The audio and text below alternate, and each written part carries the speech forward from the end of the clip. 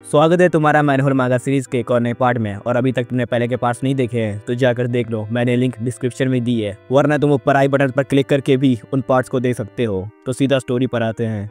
Manhole chapter 23 you were wrong. Chapter की शुरुआत में हमें दिखाते हैं कि जब डिटेक्टिव ताकी को हिरोशी कुरोकावा के बारे में पता चला, तब से वो कुरोकावा की ज्यादा से ज्यादा इंफॉर्मेशन समेट रहे हैं। ताकी को पता चलता है कि जब से कुरोकावा को उसकी ग्रैंड डॉटर वापस मिली थी, तब से वो तीनों यानी कुरोकावा और उसकी वाइफ और उसकी ग्रैंड डॉटर खुशी से रह रहे थे। पर एक दिन कुरोकावा के घर पे एक एनवेलप भेजा जाता है जिसके अंदर 3 वीडियो कैसेट थी। बदकिस्मती से कुरोकावा ने उन कैसेट को देख लिया, वो भी 6 घंटों तक लगातार। उसे उन कैसेट में किडनैपिंग के बारे में सब कुछ पता चल गया था और ये सब उसने अपनी टीवी स्क्रीन पर देखा था। ये वही भयानक सीन थे जिन्होंने कुरोकावा की ग्रैंड डॉटर का दिल तोड़ दिया था। ये वो इमेजेस थी जिन्हें कोई भी पेरेंट्स 5 मिनट से ज्यादा नहीं देख पाएगा। असल में उन कैसेट में कुरोकावा की ग्रैंड डॉटर का रेप होते हुए दिखाया गया था। बहरहाल कुरोकावा ने खुद को मजबूर करा कि वो उन सीन्स को अपनी याददाश्त में समेट ले। कुरोकावा ने उन वीडियोस को आखिरी तक देखा, वो सीन्स जिसकी वजह से उसकी ग्रैंड डॉटर की जिंदगी बदल गई थी। शायद उस हादसे को देखने के बाद अपने इंसान होने का रीजन उसने खो दिया।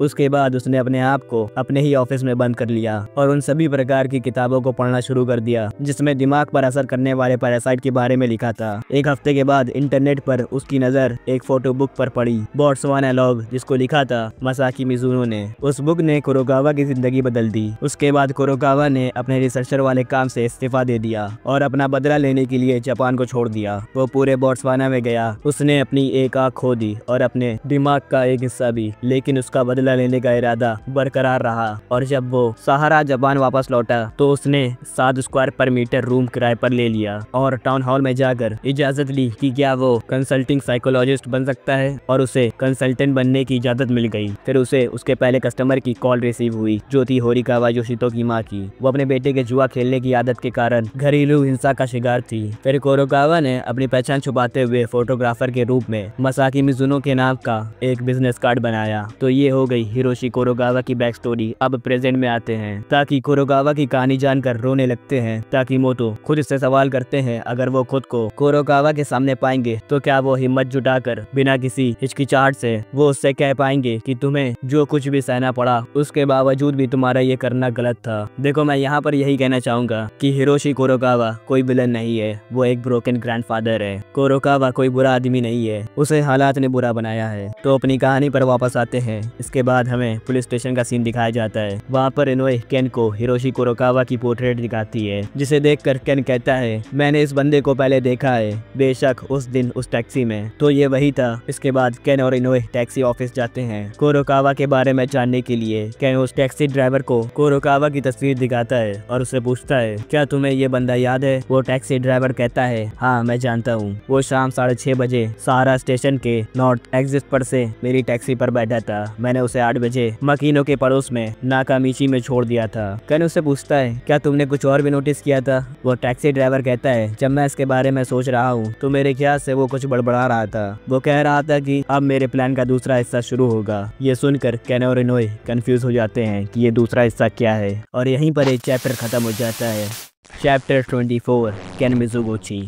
चैप्टर की शुरुआत में हमें हेल्थ डिपार्टमेंट का सीन दिखाते हैं जहां पर एक डॉक्टर आकर एकेहाटा और शिमिजू को बताती है कि आज सुबह हमने ब्लड के इस नमूने की जांच की जिसमें पर मिलीमीटर ब्लड में लगभग 12 माइक्रो फिलेरिया पाए गए हैं और ये टेस्ट पॉजिटिव है और ये ब्लड डिटेक्टिव केन मिज़ुगुची का है जो सारा कमीशन से है। ये सुनकर एकेहाटा परेशान होकर कहता है तो इतने समय से वो इन्फेक्टेड था, पर कैसे? उसके खून में हमें कोई प्रॉब्लम नहीं दिखी थी। फिर शिमिजू को कुछ समझ में आता है। वो कहता है टाइम, फिलेरिया, ब्लड, नहीं ये नहीं हो सकता। फिर सीन बदलता है और हमें सहारा लाइब्रेरी का सीन दिखाते हैं। वहाँ पर रखे पुराने न्यूज़पेपर में इनोए को पुरानी न्यूज़ मिलती है। वो उसे केन को पढ़कर सुनाती है। पिछले महीने से मकीनो के नाकामाशी पड़ोस में असामान्य घटनाएं होती रहती है। 8 लोगों की मौत, 3 घर जलकर राख हो गए। ये सुनकर केन कहता है अजीब घटनाओं की एक सीरीज, कुरोकावा के प्लान का दूसरा हिस्सा। तो क्या उसका अगला लक्ष्य ये अग्नि उन्मादी होगी? उसके बाद वो दोनों लाइब्रेरी से बाहर आ जाते जाते हैं। इनोए केन से कहती है क्या तमूरा एक लौता कुरोकावा का टारगेट नहीं था? फिर केन इसके ऊपर कहता है सबको लगता है कि कुरोकावा इंतकाम के लिए मोटिवेटेड है, पर मैं इस बात से सहमत नहीं हूँ। अगर उसका टारगेट खाली तमूरा को मारना होता तो उसके पास अफ्रीका जाने का कोई कारण नहीं होता, वो ऐसा ही उसे मार देता। याद है उसने कहा था कि मेरा गोल है इंसानियत को उस कचरे से छुटकारा दिलाना जो अभी भी इस दुनिया में घूम रहा है। वो कमीना सही कह रहा था। यह सुनकर इनोए कहती है तो वो मैनहोल के अंदर एक और अंडरग्राउंड सेंटर को बनाएगा? केन उससे कहता है हो सकता है। ठीक है फिर मकीनो चलते हैं। फिर दूसरी तरफ शिमिज़ू डॉक्यूमेंटेशन रूम में माइक्रोफिलेरिया की रिपोर्ट चेक कर रहा था। रिपोर्ट पढ़ने के बाद वो एकेआटो को बताता है कि जब हमने हितोसोजी आइलैंड के मच्छरों को मारा था तब उस वक्त शाम के 6 बज रहे थे। हमें अभी ब्लड जांच करनी चाहिए थी। मिज़ुगोची ने 10 दिसंबर शाम 5:30 बजे खुद को घायल किया था और उसका ब्लड टेस्ट शाम 6:30 बजे के आसपास हुआ था। बहुत देर हो चुकी थी, लगभग रात हो गई थी। ये सुनकर एकेआटा कहता है लेकिन हम हर सुबह सारे ब्लड टेस्ट करते थे। शिमिज़ू चिल्लाकर कहता है वो कुछ नहीं था, वो एक खास सीमा तक ही यूजफुल था, लेकिन इन्फेक्शन का पता लगाने के लिए नहीं। मिज़ुगोशी डेफिनेटली इन्फेक्टेड है, भला ही इसके बारे में हमें अभी पता चल रहा है। यह सुनकर एकेआटा कहता है 1 सेकंड रुको, मिज़ुगोशी को इंजर्ड हुए 3 दिन हो गए हैं, है ना? यह सुनकर शिमिज़ू शॉक्ड हो जाता है क्योंकि 3 दिन बाद ही फिलेरिया का असली असर होता है। दूसरी तरफ केन और इनोए कार में बैठकर मकीनो जा रहे थे कि तभी अचानक से मिज़ुगोशी केन के सर में दर्द होने लगता है और फिर उसके कार का एक्सीडेंट हो जाता है। एक्सीडेंट इतना बुरा होता है कि कार के शीशे टूट के बिखर जाते हैं और उनके मुंह पर गिर जाते हैं। फिर हमें दिखाते हैं कि मिज़ुगोची फिलेरिया से इन्फेक्टेड हो गया है और उसकी हालत देखकर इनोए काफी परेशान हो जाती है और यहीं पर एक चैप्टर खत्म हो जाता है। Chapter 25 determination. चैप्टर की शुरुआत में हमें दिखाते हैं कि इनोए मिज़ुगोशी को उठाने की कोशिश करती है। मिज़ुगोशी जख्मी होने के बाद भी इनोए से कहता है ये काफी शर्म की बात है, हम लगभग वहां पहुंच चुके थे, इस समय हम दोनों को अलग होना होगा। इनोए कहती है ये आप क्या कह रहे हैं? नहीं ऐसा मत कहिए, आप इस मेडिसिन को ले लिए। फिर केन इनोए से कहता है तुम सच में हमेशा के लिए एक औरत के लिए एक घटिया बहाना बनकर रह जाओगी। इनोए ये सुनकर कहती है मुझे इसकी परवाह नहीं है कि मैं किसी औरत के लिए एक घटिया बहाना बनकर रह जाऊं, आप बस दवा खाएं।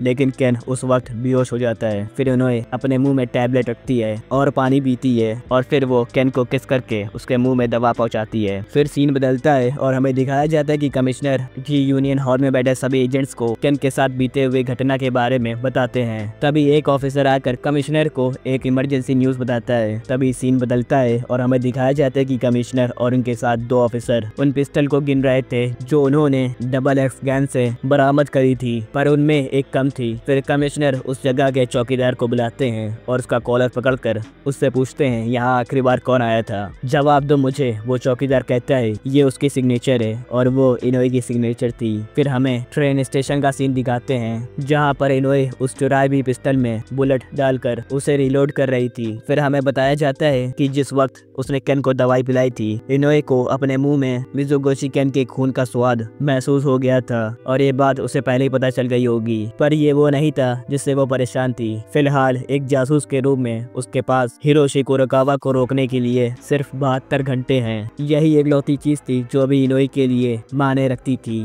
फिर सीन बदलता है और हमें एक एलिमेंट्री स्कूल का सीन दिखाते हैं। वहाँ पर हिरोशी कुरोकावा एक खरगोश पर वायरस का एक्सपेरिमेंट करने जा रहा होता है और यहीं पर एक चैप्टर खत्म हो जाता है।